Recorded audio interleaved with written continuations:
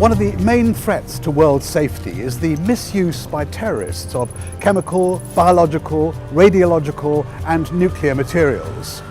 The town of Maastricht has hosted this international exercise in helping authorities understand how to deal with threats of this kind. Atomic14 was an international exercise on the prevention of nuclear terrorism. International government experts from all over the world came together to increase their knowledge and improve their cooperation. Radiological and nuclear security, crisis communication, law enforcement, cybersecurity, forensics and emergency management were the central disciplines that featured in the exercises.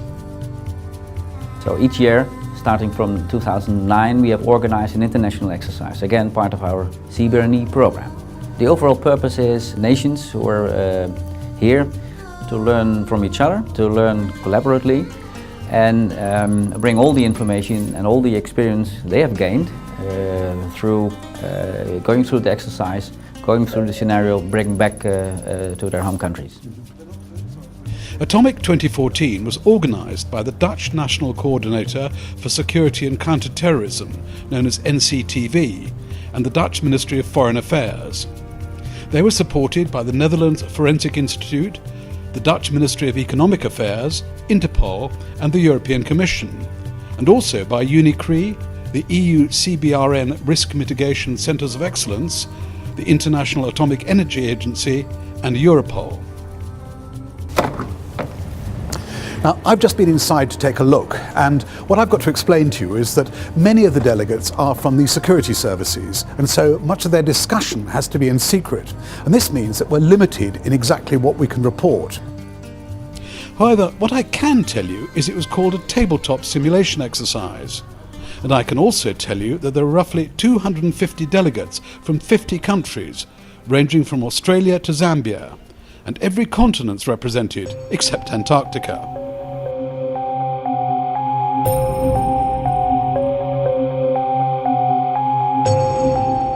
Well, dealing with the CBRN issues and also dealing with the improvised explosives, it's an international threat, it's an international risk, it's an international item. So not only you have to deal with it on a national basis, but you have to also seek for collaboration and cooperation at the international scale.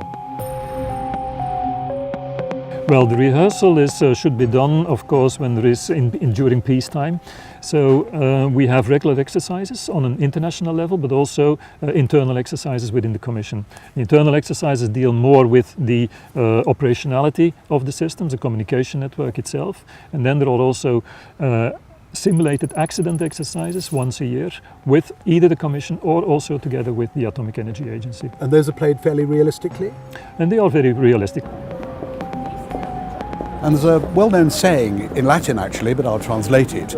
If you want peace, prepare for war. Because what we've seen in this exercise is a game, but played very seriously indeed. The players play their real-life roles, but based around an imaginary but realistic scenario. And different things are given to them, different information. And the focus on the whole thing is preventing any kind of terrorism if and when it happens.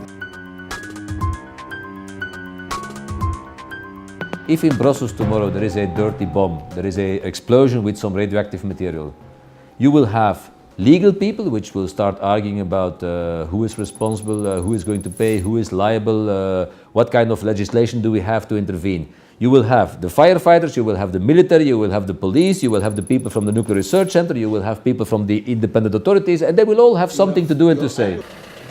And you will have the population in the end also which wants to be informed. And the last thing you want to happen is that you have 4 different people saying different things about the same event. So what we really focus on is to try and bring all these different stakeholders around the table, make them realize that they all have a certain role to play, but that this has to be organized properly, this has to be trained also between them, because it's not spontaneous. Cyber crimes towards illicit transportation of nuclear activities, or things that might not be taken so seriously, especially with our borders in West Africa, which are so porous. We must fight together against terrorism, of course, and we must be in some kind of connection or network. This is most important thing. Nobody wants this to happen. But you know, as they say, there are the good boys and the bad boys. While the bad boys are planning, the good boys must plan too. This is a high impact issue, perhaps a low probability, but again a high impact. So everything we can do, and we are successful in doing so, to prevent those things to happen, real incidents on radiological nuclear incidents, that's a great benefit.